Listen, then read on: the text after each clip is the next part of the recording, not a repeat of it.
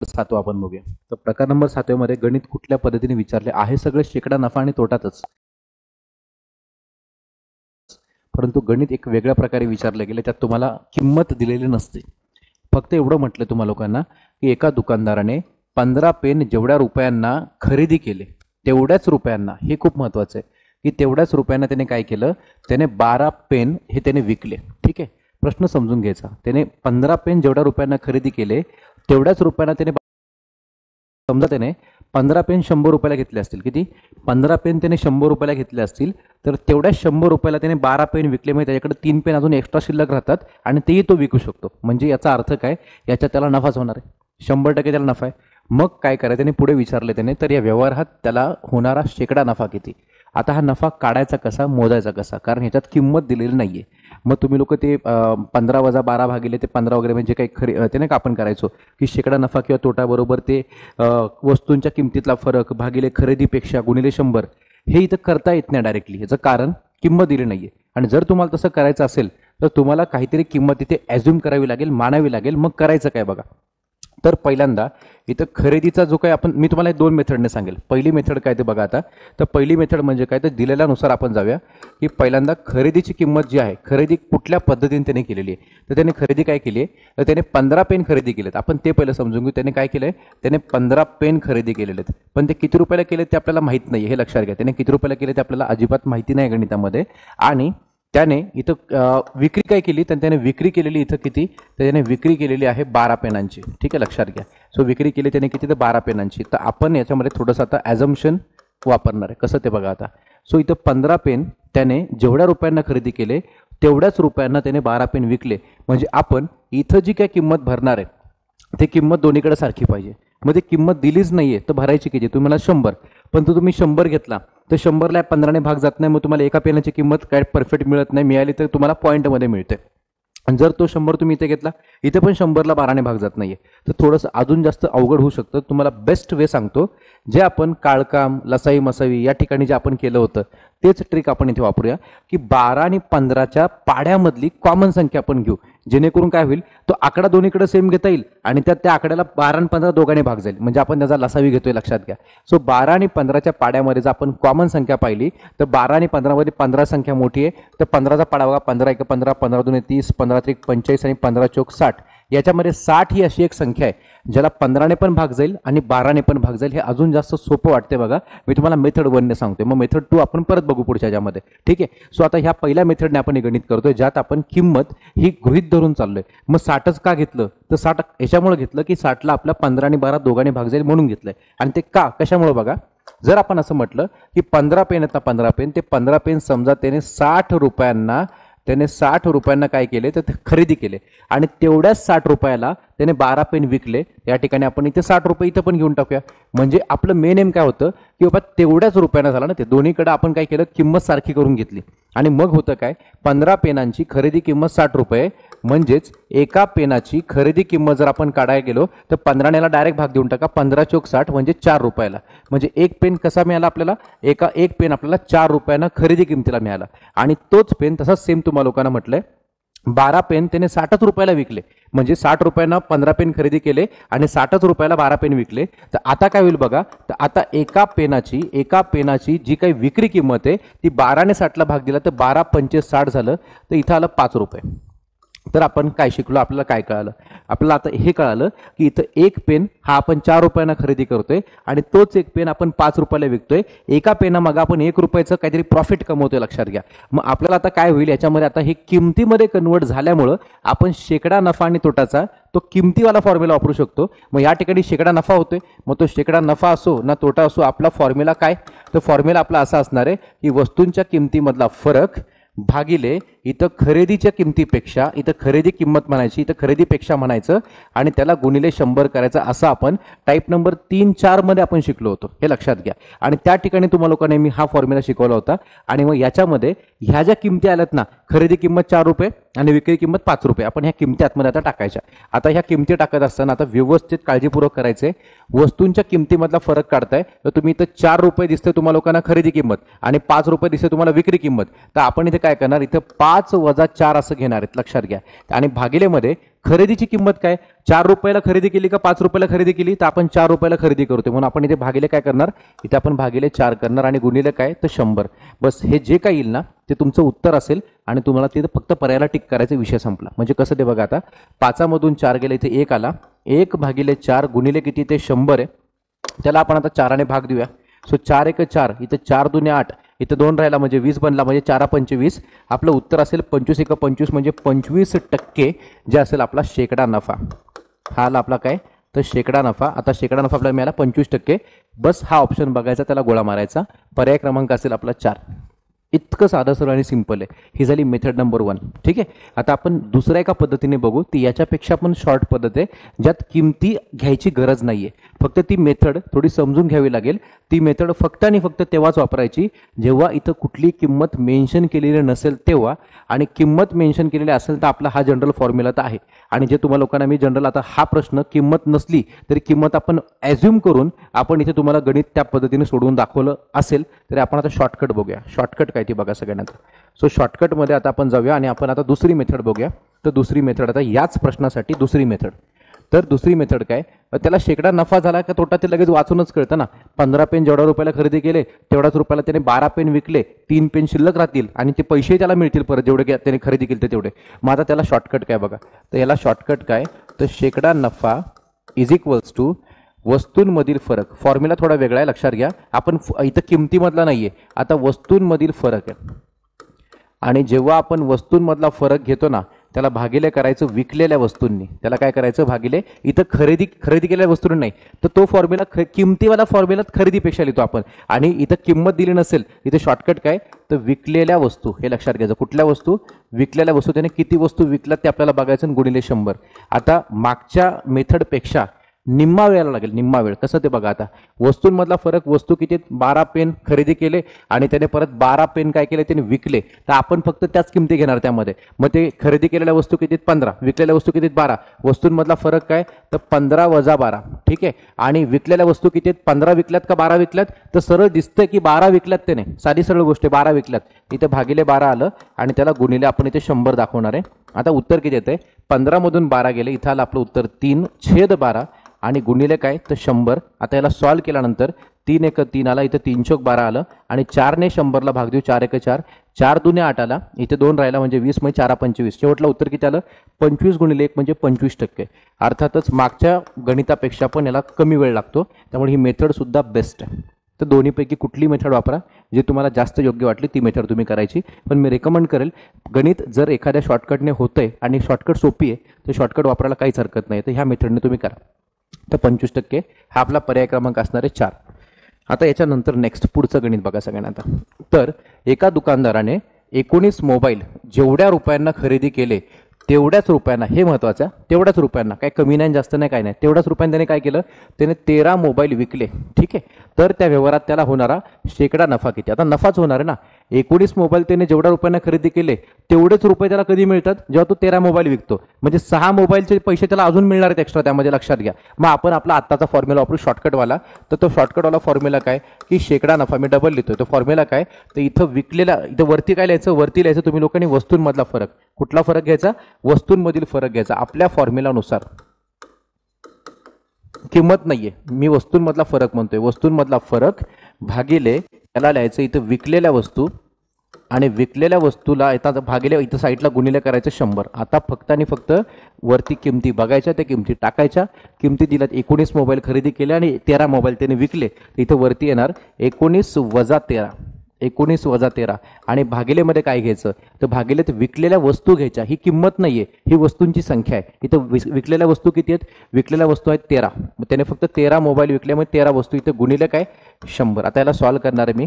तर 19 मधून 13 गेलं, इथं 6 राहिला फक्त. इथं आलं 6 भागिले 13 आणि इथं साईडला गुणिले 100. आता इथं कुठल्याही प्रकारचा भाग जात नाहीये. मग काय करायचं, 100 आणि 6चा गुणाकार करून घ्यायचा. तो आला 100 गुणिले 6 म्हणजे आलं 600 आणि 600 भागिले 13 आलेले. आता 600ला 13ने भाग द्यायचा. 13चा पाडा बोला आपण. 13च्या पाड्यामध्ये 13 चोक 52 जाईल. ठीक आहे. सो 13ने पहिल्यांदा 600 मध्ये 60ला भाग जातो. कसा जातो? 13 चोक 52, उरला इथे 8 म्हणजे 80. आणि मग इथं 13 78, 80च्या आधी काय 78 येतो 13च्या पाड्यात. सो 13 78 आला. उरला किती? 80 मधून 78 गेला, 2 राहिला. 46.2/13 हे तुमचं असेल उत्तर. हा असेल तुमचा शेकडा नफा त्यामध्ये त्याने कमवलेला. तो असेल पर्याय क्रमांक पहिला. म्हणजे 2 ते 3 स्टेप, 3 ते 4 स्टेप मॅक्स टू मॅक्स, त्याच्या पुढे काय त्यात जातच नाही ते गणित. इतकं साधं सरळ सोपं आहे. चलो नेक्स्ट आता पुढे बघा. आता थोडंसं एक तुम्हा लोकांना काटा मारलेला प्रश्न म्हणतो ना आपण, किंवा ते तो जनरल नाही का, एखाद्या ठिकाणी ते वजन खाली ते लोहचुंबक लावून ठेवतात आणि थोडासा काटा मारतात आणि काहीतरी कमी वस्तू आपल्याला विकतात ते लोक, पण पैसे तितकेच घेतात ते लोक. मग यामध्ये फायदा कोणाचा होतो? दुकानदाराचा. आणि लॉस कोणाचा होतो? तर आपला. ठीक आहे. मग प्रश्न कसा विचारलाय? एक दुकानदार 1 किलो साखर देताना 50 ग्रॅमने काटा मारतो. आता 50 ग्रॅमने काटा मारणे म्हणजे काय?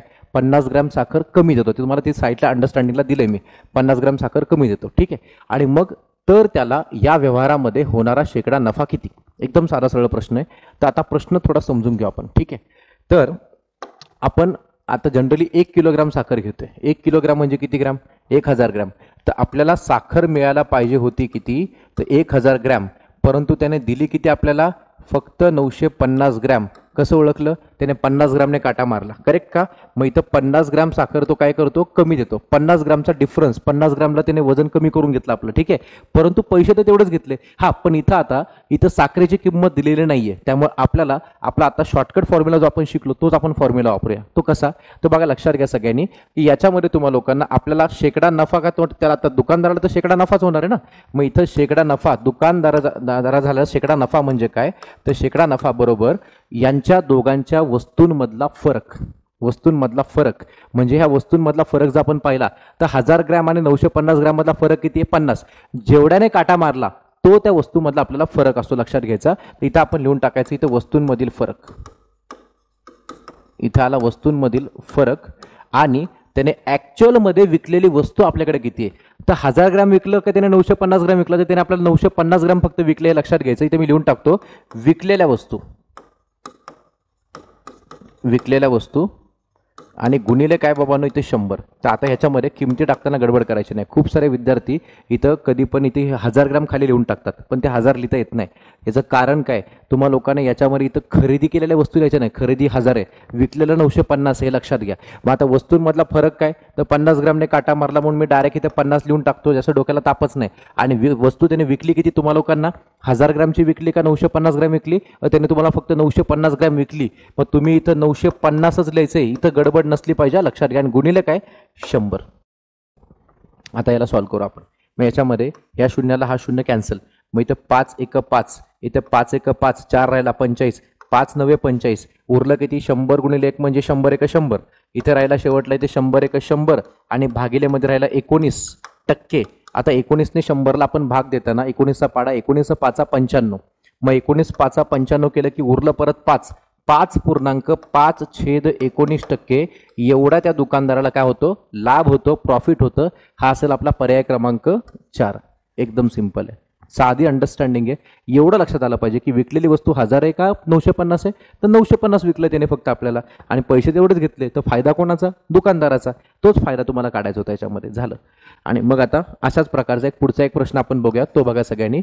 एक दुकानदार 1 लिटर रॉकेल देताना 150 मिली रॉकेल कमी देतो, परंतु पैसे तेवढेच घेतो. तर त्याला होणारा शेकडा नफा, त्याला नफाच होणार आहे दुकानदार. त्या दुकानदारांना कधी तोटा होतच नसतो. ठीक आहे. त्याला नफा झाला याच्यामध्ये परत. आणि मग आता काय होते त्यामध्ये बघा, खूप साधं सरळ आत्ताचाच फॉर्म्युला तुम्हाला वापरून दाखवणार. परंतु पहिल्यांदा 1 लिटर म्हणजे काय? तर 1 लिटर म्हणजे 1000 मिलीलिटर ml. ठीक आहे. 1000 ml झालं. ठीक आहे. आणि मग काय झालं? त्याने 1000 ml आपल्याला दिलं का त्याने काय कमी दिलं? तर त्याने कमी दिलं. किती कमी दिलं? 150 मिली त्याने कमी दिलं. मग 1000 मधून त्याने जर 150 मिली आपल्याला कमी दिला असेल तर आपल्याकडं फक्त आणि फक्त 850 मिलीच फक्त रॉकेल येणार आहे. हे जनरली रेशनिंग दुकानावर असेच करतात ते लोक सगळे. ठीक आहे. 1000 ml द्यायचं होतं, त्याने 1000 ml दिलंच नाही, 150 ml कमी दिलं. ठीक आहे. आणि मग त्यातून कमी केल्यामुळे ते किती बनलं? 850 ml बनलं फक्त. आता मग आता आपला फॉर्म्युला काय? तर आपला फॉर्म्युला आपण वापरणार तो म्हणजे कोणता? की आता याच्यामध्ये शेकडा नफा होतोय तर सरळ दिसतंय, त्याला नफा आहे दुकानदाराला बिचाराला. ठीक आहे. सो शेकडा नफा बरोबर काय?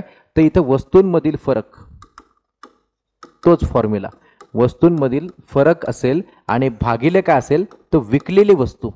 किंवा विकलेल्या वस्तू काही लिहा त्यामध्ये, विकलेल्या वस्तू, आणि त्याला काय करायचं, गुणिले 100 करायचं, आणि याच्यामध्ये जशा किमती दिसत आहेत त्या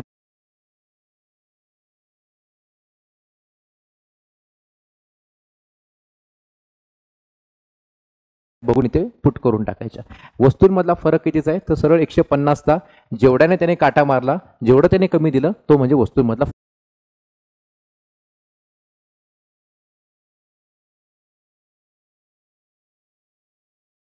फरक आहे, बेसिक आहे. तो कितीचा फरक आहे, 150चा. तर इथे 150 आलं भागिले विकलेली वस्तू 1000 ml विकली का त्याने 800 ml 850 ml विकली, तर 850 ml त्याने आपल्याला विकलेलं आहे. तर इथे भागिले काय करायचं, इथे 850 लिहून टाकायचं, 850, आणि त्याला काय तर गुणिले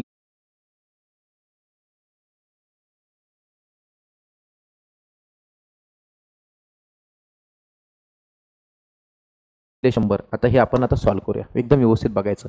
त्या शून्याला हा शून्य गेला, 15 आणि 85 कुठल्या पाड्यात दोघं नाहीत, पण 5ने दोघाला भाग जाईल, म्हणजे 15च्या पाड्यात 85 नाही, बरं साधी सरळ गोष्ट आहे.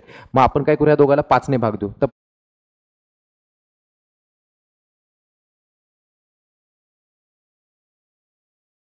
5चा पाडा बोलू आपण, 5च्या पाड्यामध्ये इथं 5 त्रिक 15, ठीक आहे. त्यानंतर इथं 5 एक 5, 3 राहिले 35, 5 सते 35, 17 आला इथे, ठीक आहे. 17ने 3ला भाग जात नाही, 3ने 17ला भाग जात नाही, 17ने 100ला भाग जात नाही. मग आपण काय करणार, याच्या पुढच्या स्टेपमध्ये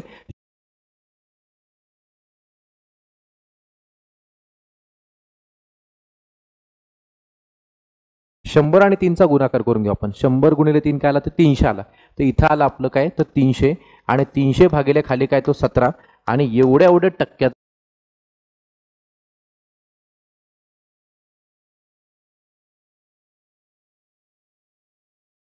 तर त्याला झाला प्रॉफिट, कुणाला, दुकानदाराला. पण असा ऑप्शन नाहीये, त्याला भाग द्यावा लागेल आपल्याला. तर भाग आपण निवांत देऊ. 30ला पहिला 17ने भाग दिला, 17 एक 17, इथं 13 राहिला, 13 आणि पुढचा एक शून्य म्हणजे 130 बनला. तर 17च्या पाड्यामध्ये 130च्या अलीकडं 17 सते 119 आहे. मग आपण 17 सते 119 केल्यानंतर 130 मधून 119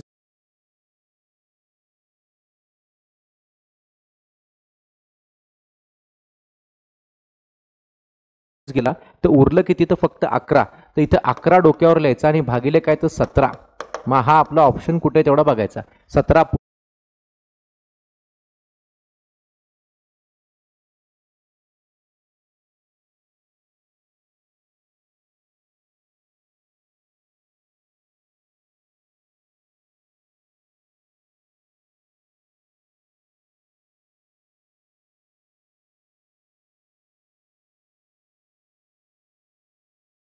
पूर्णांक 11/17 हा असेल आपला पर्याय क्रमांक 1.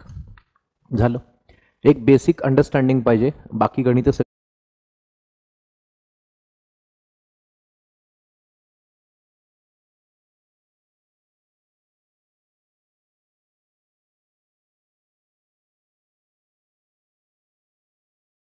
सोपी आहेत, हे लक्षात घ्या.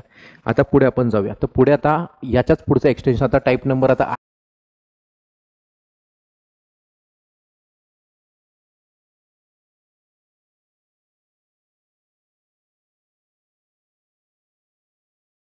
मध्ये आपण आलोय. नेमकं काय विचारलंय, कसं विचारलंय, जरा सगळ्यांनी व्यवस्थित समजून घ्या त्यामध्ये. आता तर टाईप नंबर 8 मध्ये तुम्हाला लोकांना आपण अजूनही नफा तोटामध्येच आहोत, लक्षात घ्या. मग त्याने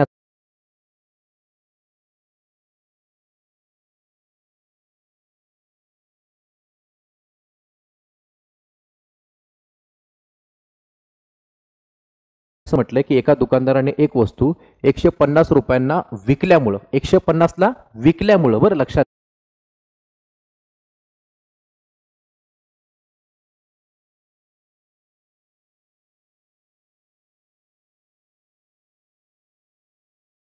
घ्या, त्याला 25% तोटा होतो. तर वस्तूची खरेदी किंमत तुम्हाला पहिल्यांदा माहिती नाहीये, त्याने एवढंच म्हटलंय, जर वस्तू 150 रुपयाला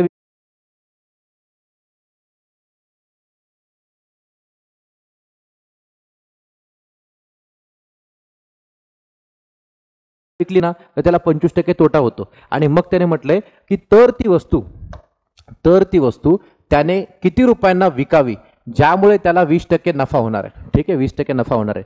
मी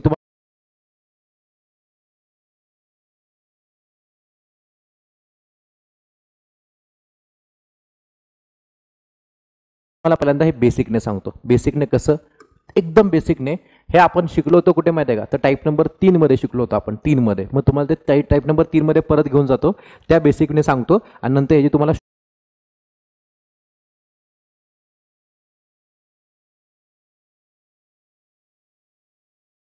शॉर्टकट सांगतो. तर टाईप नंबर 3 नुसार बघा की दुकानदाराने एक वस्तू 150 रुपयांना विकल्यामुळं, तर तुम्हा लोकांना याच्यामध्ये नाही का आपण ते जुनी किंमत इज इक्वल टू ते नवीन, म्हणजे आपण त्यात लिहिताना पहिलं जुनं नाही लिहित, आपण त्यामध्ये पहिलं नवीन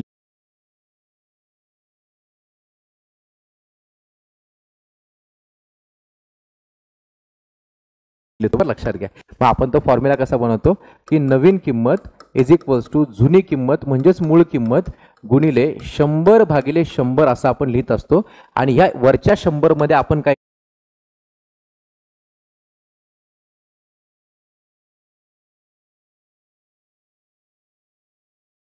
करतो, तर याच्यामध्ये आपण बदल करत असतो. आता फक्त पहिलं वाक्य वाचायचं आणि समजून घ्यायचं. तर जुनी किंमत म्हणजे खरेदी किंमत, नवीन किंमत म्हणजे विकलेली किंमत म्हणजे विक्री किंमत.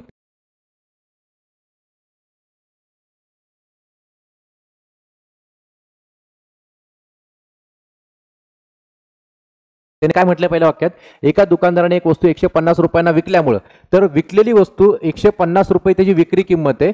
जुनी किंमत काय तुम्हाला लोकांना माहित नाही, त्याला आपण एक्स मानूया, की जुनी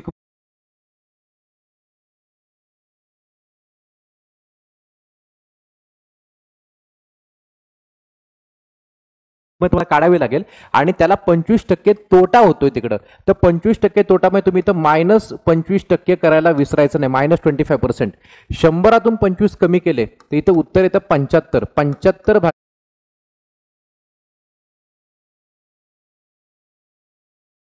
भागिले 100. आता फक्त याला सॉल्व्ह करायचं बाकी आहे. हा 100 वर घेऊन या, 75 खाली घेऊन या, म्हणजे काय येईल बघा इथं 150 150, तो 100 तिथून या साईडला आपण इम्पोर्ट केला, त्याला इथं या साईडला इथं गुणिले 100 आणि भागिले तो 75 इथं खाली आला, इज इक्वल टू फक्त एक्स राहिला. क्लिअर. आता याला सॉल्व्ह करायचं आहे. सॉल्व्ह करताना काय करणार, 75 एका 75, 75 दोन्ही 150, कारण 75ची डबल कळते ना माणसाला की 150 म्हणून ती बेसिक येते. आणि मग इथे 100 गुणिले 2 म्हणजे 200 आलं. आपल्याला वस्तूची मूळ किंमत मिळाली 200 रुपये. ही असणारी वस्तूची कुठली किंमत, तर मूळ किंमत म्हणजे खरेदी किंमत 200 रुपयाची. मग त्याने असं म्हटलं की तर ती वस्तू त्याने किती रुपयांना विकावी. आता हाच फॉर्म्युला परत घ्यायचा, ठीक आहे. पण त्याच्यात आता तुम्हाला मूळ किंमत मिळणार आहे आणि तुम्हाला विचारलं जाईल नवीन विक्री किंमत काढा की कितीला विकावी, ज्यामुळे त्याला 20% नफा होईल. त्याने आधी तोटा सहन केला होता, त्याला आता याच्यामध्ये काय झाला पाहिजे, त्याला आता याच्यामध्ये आता नफा झाला पाहिजे. मग हीच 200 रुपयाची वस्तू त्याने आता किती रुपयाला विकली पाहिजे जेणेकरून त्याला 20% नफा होईल. तर ही तोंडी पण काढता येईल एखाद्याला, परंतु आपण जनरली फॉर्म्युलाने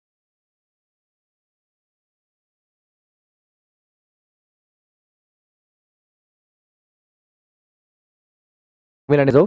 ठीक आहे. सो आता आपण परत फॉर्म्युला वापरणार काय, की आता नवीन किंमत आपल्याला काढायची. नवीन किंमत इज इक्वल्स टू जुनी किंमत गुणिले 100/100. आणि याच्यामध्ये आपण काय करणार आता,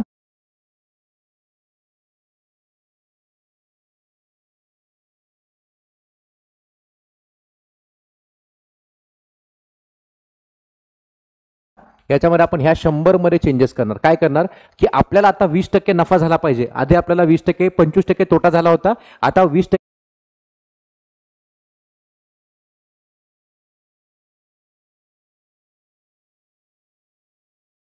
नफा झाला पाहिजे. तर इथं तुम्हाला लोकांना 20%ने किंमत आता इथं वाढवावी लागेल. आणि आता तुम्हाला जुनी किंमत म्हणजे मूळ किंमत तुम्हाला 200 रुपये मिळालेली आहे. मग 200 रुपयावरती 20% कम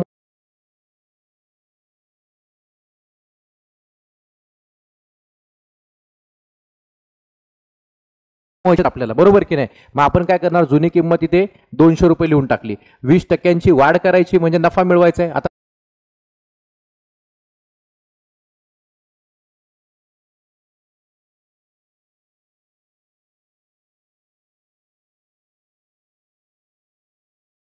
नफा मिळवायचा आहे, यात 20% वाढवून टाका. 100त 20 वाढलं की त्याला ते 120 आलं आणि भागिले काय 100. सो आता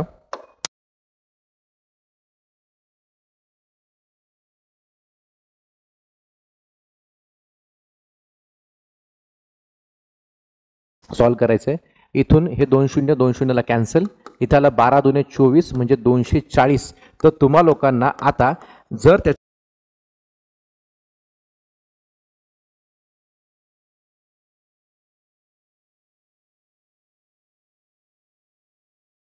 त्या त्याच्यामध्ये तुम्हाला 20% नफा मिळवायचा असेल तर तुम्हाला ती वस्तू 240 रुपयांना विकावी लागेल. झालं, एकदम बेसिकने मांडणी केली. बेसिक सूत्राशिवाय मी वेगळं काहीच नाही केलं, बेसिकनेच उत्तर आलं आपलं. मग ह्याला आता दुसरी मेथड काय, तर आता एक शॉर्टकट आहे. तर शॉर्टकट काय ती सांगतो, पहिले हे नोट करून घ्या. मग हे नोट केलं की मेथड नंबर 2 म्हणून आपण ती शॉर्टकट घेऊया. तर आता घ्या मेथड नंबर 2. तर मेथड नंबर 2 मध्ये आता खूप सिंपल असणार आहे, जास्त काय स्ट्रेस घ्यायचा नाही, साधं सरळ असणार आहे. काय करायचं, फक्त मांडणी बघायची, मांडणी कशी करतो. एकदा मांडणी कळली की पुढची आता सगळी गणितं अशीच करायची या प्रकारातली. ठीक आहे. तर दुकानदाराने एक वस्तू 150 रुपयांना विकल्यामुळं, किती रुपयाला विकल्यामुळं बघा, लक्षात घ्या, 150 रुपयांना विकल्यामुळं त्याला 25% तोटा झाला. त्याला काय झाला, 25% तोटा झाला. तोटा झाला म्हणजे 100तून 25 कमी करून टाकायचे. 150ला विकल्यामुळे काय झालं, 25% तोटा होणे म्हणजे इथं तुम्ही लोक लिहून टाकायचं 75. तुम्ही इथं मेन्शन करा की 25% लॉस झाल्यामुळं ते 75 आलं. ठीक आहे. आणि मग बघा, 150 रुपयांना विकल्यामुळे 25% तोटा झाला. आणि पुढे काय म्हटलं गेलंय की तर ती वस्तू त्याने किती रुपयांना विकावी, तर ती वस्तू त्याने किती रुपयांना विकावी ज्यामुळे त्याला 20% नफा होईल. 20% नफा म्हणजे इथं खाली फक्त काय करायचं तुम्ही लोकांनी, याच्यामध्ये इथं ऍड करून टाकायचं 20%ला, म्हणजे इथं 120 करून टाकायचा. हा 120 इंडिकेट करतो, 20% याच्यामध्ये नफा झालेला आहे. हे लक्षात घ्या. काय केलं, अंडरस्टँडिंग समजून घ्यायची.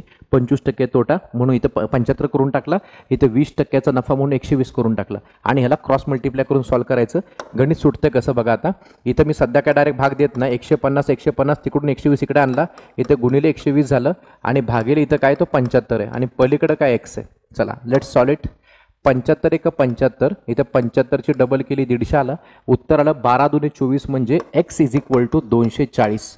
मागच्या मेथडपेक्षा निम्मा वेळ याला लागेल आणि आपलं उत्तर आपल्या समोर आहे. ठीक आहे. एकदम बेसिक गोष्ट आहे, साधी सरळ गोष्ट आहे. आणि मग आता असंच आपण आता पुढच्या गणिताला जाऊ. जर हे कळलं नसेल तर आता हेच पुढच्या गणिताला वापरतो, डायरेक्ट कळून जाईल. बघा आता काय केलंय. हे 75 कसा आला, 25% कमी केल्यामुळं 100तून. हा 120 कसा आला, 20% नफा झाल्यामुळं 100मध्ये. ठीक आहे. आता पुढचं गणित सेम मेथडने करू आपण. बघा फक्त या गणितात तुम्हाला लोकांना इथं म्हणजे वस्तूंची संख्या दिली. काय दिले, एका दुकानदाराने 20 पेरू 120 रुपयांना विकल्यामुळं त्याला 25% तोटा होतो. ठीक आहे. 25% झाला, त्यात तोटा झाला. आणि मग तर त्याने 20च पेरू आहेत, मग दोन्हीकडे पेरू किती, 20. मग ते घ्यायची गरजच नाही ना, घेतलं तर काय फरक पडत नाही. 20 पेरू किती रुपयांना विकावेत ज्यामुळे त्याला 20% नफा होईल. 20% त्याला आता नफा कमवायचा आहे. मी लिहितोय कसं एकदा समजून घ्या सगळ्यांनी. पहिल्यांदा 25% तोटा होतोय, मग त्याला 20% नफा कमवायचा आहे. आता याची मांडणी कशी करतोय बघा, की त्याला 120 रुपयाला जर त्याने ते पेरू विकले तर त्याला 25% तोटा होतो, मग ती किंमत राहते फक्त 75. ठीक आहे.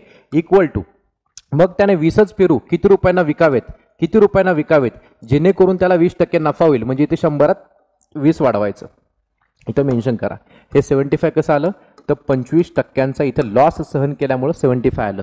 इथे 120 कसं आलं, तर या ठिकाणी त्याने 20% नफा कमवायचा आहे म्हणून त्याला इथं 120 आलं. बस इतकं अंडरस्टँडिंग पाहिजे. आणि मग पुढे काय, हा 120 इथे भागिले तो इथं काय होईल, गुणिले होऊन जाईल. मग आता आपण काय लिहिणार, 120 गुणिले 120 आणि त्याला भागिले काय इथं 75 = x. ठीक आहे. आता मी याला सॉल्व्ह करतोय. सॉल्व्ह करताना काय करतो एकदा समजून घ्या सगळ्यांनी व्यवस्थितपणे.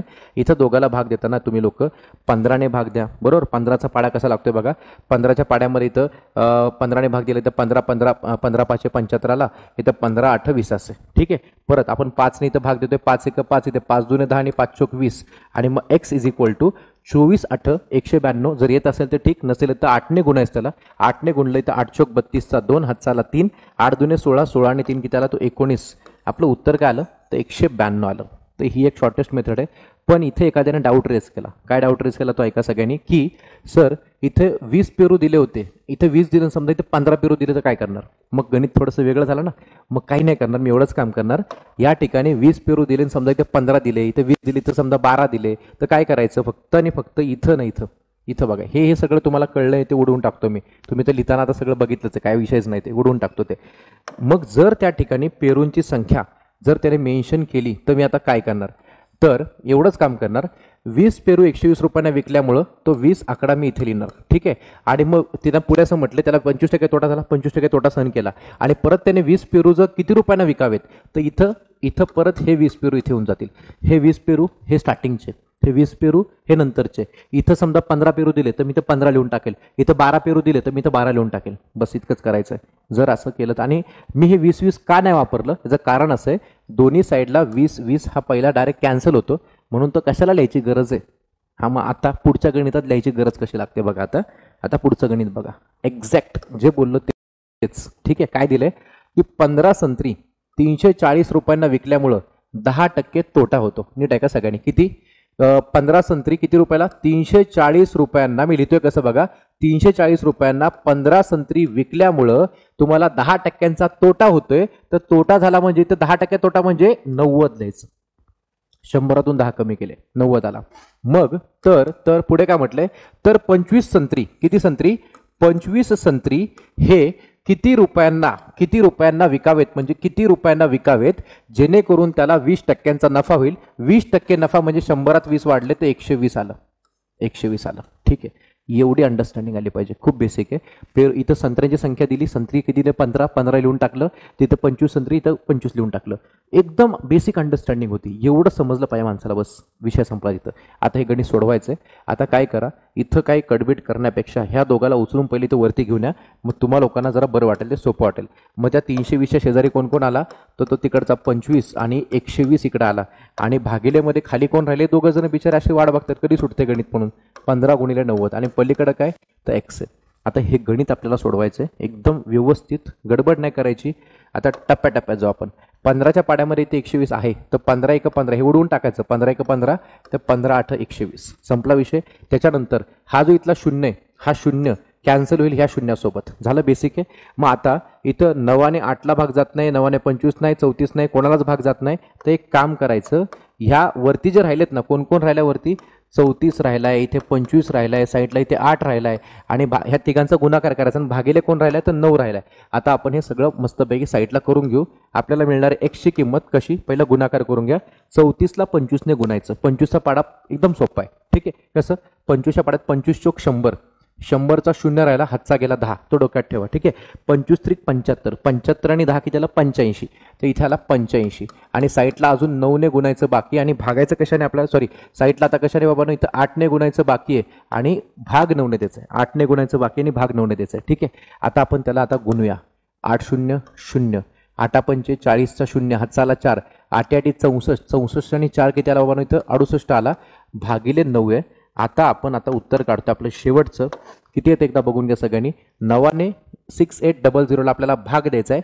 9च्या पाड्यामध्ये 9 7 63. डायरेक्ट बघा, 7 ने सुरू होणारा ऑप्शन हा पर्याय नंबर 4 आहे. बाकीचा कुठलाही ऑप्शन 7 ने सुरू होत नाही. गणित इथं संपलं आपलं. ठीक आहे, कारण इथे काय बघा ना, तो वाटलं मी सगळं सोडून दाखवणार आहे, काही विषय नाही, पण शॉर्टकट बघा.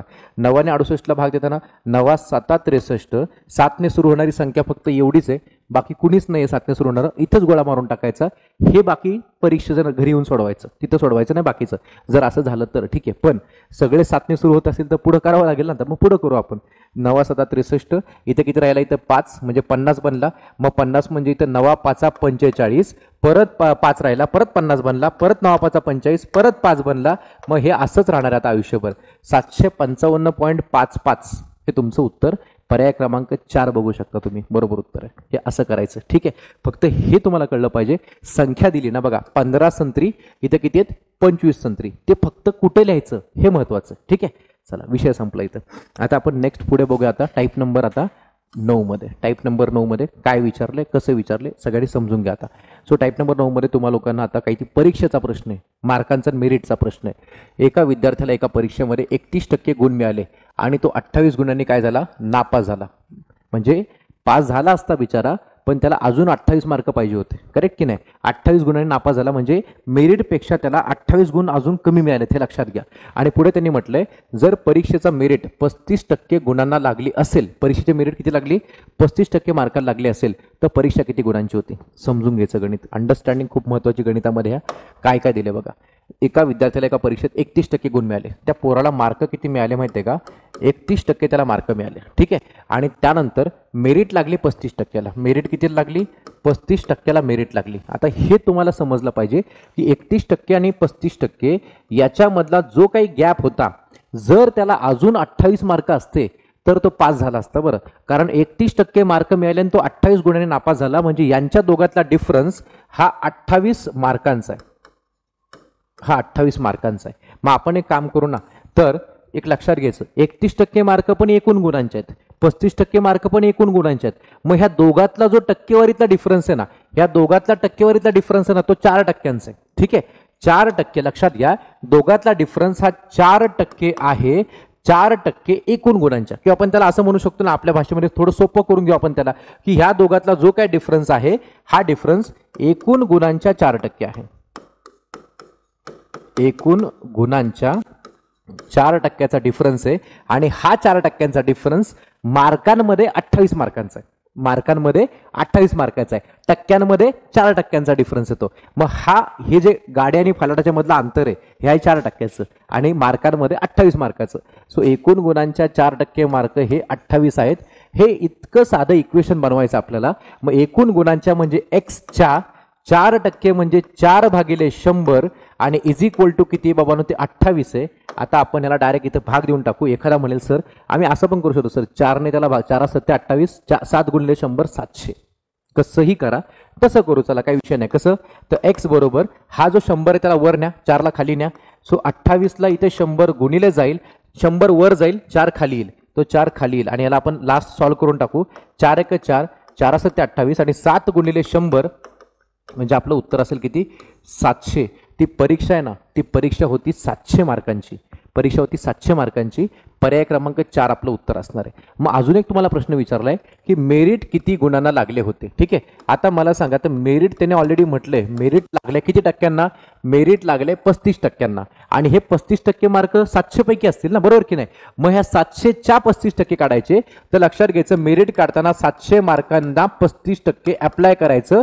हे 35% मी इथं का घेतलं, कारण प्रश्नात म्हटलं होतं की मेरिट लागली होती 35% मार्कांना, मेरिट 35% लागली म्हणून 35%, 700ला 35% आपण अप्लाय करायचे. मग आता आपलं उत्तर शेवटला सॉल्व्ह करू आपण. काय ते, हे 2 0 2 0ला गेले आणि 7 आणि 35चा गुणाकार, 7 5 35चा 5, हातचा 3, 7 1 21, 21 आणि 3 किती आला इथे 24. सो परीक्षेचं मेरिट होतं 245 मार्काचं, 245 मार्क्स. म्हणजे पर्याय क्रमांक कोणता, 2. साधं सरळ कॅल्क्युलेशन आहे, जास्त यात डोकं लावायचं नाही, स्ट्रेस घ्यायचा नाही काहीच त्यामध्ये. आता नेक्स्ट पुढे म्हटलं गेलंय, एका विद्यार्थ्याला एका परीक्षेमध्ये 46% गुण मिळाले. किती मिळाले, 46% गुण मिळाले. आणि तो इथं पण पोरगा नापास झाले, 24 गुणांनी नापास झाला, 24 मार्क त्याला कमी पडलेत बरं, लक्षात घ्या. आणि जर परीक्षेची मेरिट ही 52% गुणांना लागली असेल तर मेरिट किती गुणांना लागले होते. आता ते मेरिट राहू द्या साईडला, जोपर्यंत परीक्षा किती गुणांची हे कळत नाही तोपर्यंत मेरिट काढणं काही उपयोगच नाहीये. मग आपण पहिल्यांदा काय करूया, आपण त्याला अंडरस्टँड करू, मागाच्या गणितासारखं एक्झॅक्ट सेम टू सेम. ठीक आहे, तर त्या परीक्षेत 46% गुण त्या पोराला मिळालेत. किती मिळालेत, 46% गुण त्या पोराला मिळालेत.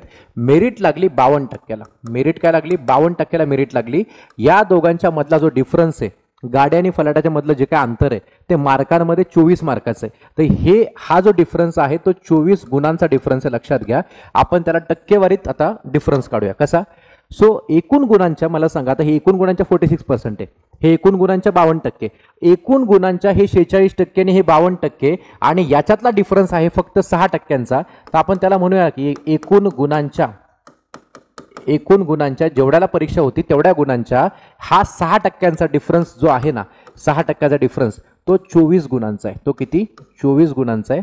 बस आता हे सॉल्व्ह करायचं आहे, विषय संपला. सेम टू सेम मागचं गणित आहे. एकूण गुणांना कधी पण एक्स मानायचं, त्याला 6% अप्लाय केले, इथं आलं 6/100, पलीकडे राहिला 24. आता याच्या पुढली स्टेप काय, 100 वर आणि 6 खाली, पण त्यापेक्षा डायरेक्ट शॉर्टकट असं करा ना, 6 ने डायरेक्ट 24ला भाग दिला, 6 1 6, 6 चौक 24 आणि हा 100 तिकडे क्रॉस केला, तर एक्स इज इक्वल टू 100 गुणिले 4 म्हणजे 400.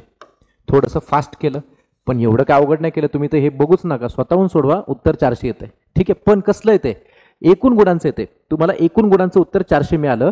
प्रश्न काय विचारलाय, मेरिट किती गुणांना लागली होती. आता आपल्याला मेरिट काढायचं बाकी आहे. मग आता आपण मेरिट कॅल्क्युलेट करूया. मग मेरिट कॅल्क्युलेट करताना तुम्हाला सांगितलं मेरिटची टक्केवारी बघा.